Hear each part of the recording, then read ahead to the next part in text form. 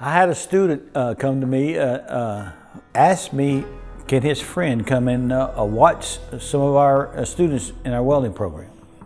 And I said, sure, let him come on in. Man, he says, do you think that I might could get registered into the program? I said, sure, go up and fill out an application. His friend looked at me and he says, he left his glasses out in the car. He says, can I go up there with him and help him? I said, sure, man, then go on up there with him and help him. I got him enrolled, and sure enough, I had him in class. He would ask me some kind of questions that he had supposed to read in the book. So I started reading some of the pages to him, and he was really picking them up.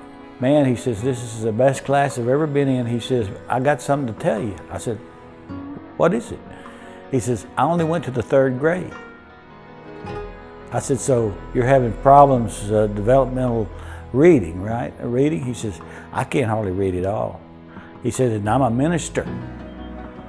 And I said, what? He says, yes, I'm a minister. I said, well, how do you preach your sermons if you can't read?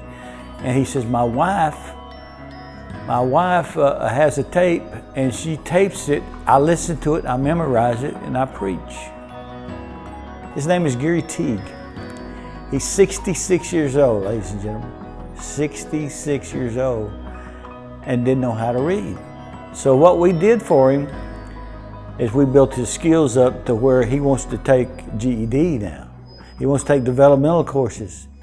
I nearly had tears in my eyes come graduation because he got his first certificate that he ever had in his whole life.